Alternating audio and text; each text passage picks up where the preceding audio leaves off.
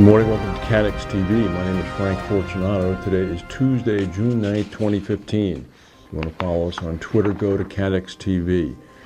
A particularly violent earthquake struck Athens this morning. It was reported as particularly violent by people on the ground. It was a 5.2 earthquake. It woke people up. Many people evacuated their homes. It's not thought to have caused any significant damage. Seismologists in Greece said the quake happened at 4:09 a.m. local time this morning. It was centered on the island of Evia, about 50 miles north of the capital of Athens.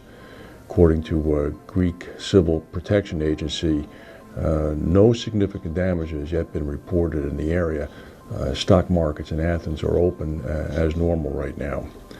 There was also a powerful explosion last evening about 19 miles north of the Ukraine capital of Kiev. It was a blast that went through a fuel depot.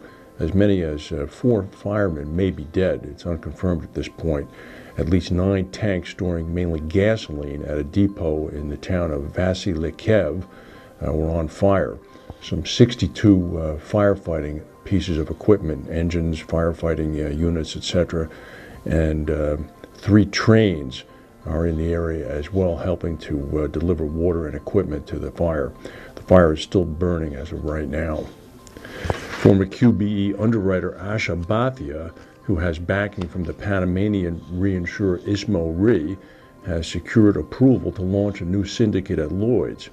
This is according to the insurance insider Bhatia, and listen to this name, the chairman of the company, Frank O'Halloran, who was the long-standing former QBE CEO, secured sign-off from the Lloyds franchise board last week. Bhatia was initially targeting a July 1 go-live date, but that's now been pushed back a little bit to August or September. Ismo is a Panama-based reinsurer that QBE bought a 40% stake in, while O'Halloran was the head of the global insurer.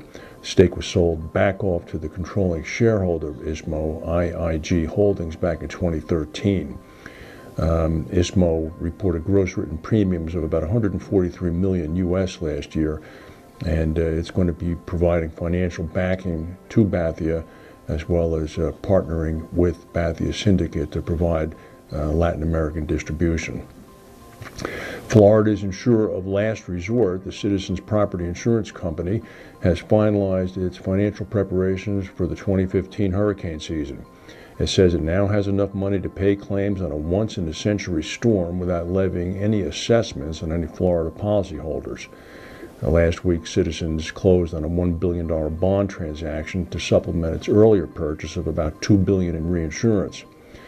By contrast, Florida residents faced a potential $11.5 billion assessment if a 1-in-100-year storm hit 4 years ago. So Citizens has made some very big progress. A lot of that has been due to the Florida takeout provisions, which has seen the number of Citizens policyholders drop from about 1.5 million down to 600,000.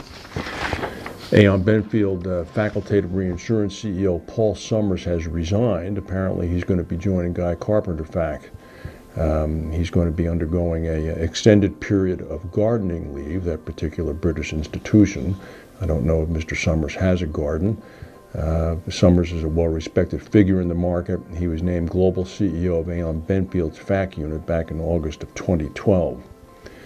Hong Kong and Macau have issued warnings against travel to South Korea, where a 7th person has died now from Middle East respiratory syndrome, also known as MERS, and another 8 new cases were reported overnight. This now brings the total of people infected in South Korea to 95, making the country's outbreak of MERS the biggest since the initial discovery of this disease in Saudi Arabia. According to Hong Kong's travel officials, the country has issued a red alert against non-essential travel to South Korea, and Macau is advising residents to avoid travel to South Korea unless absolutely necessary. Yesterday evening, a squirrel knocked out power to some 45,000 electric customers in the San Francisco Bay Area.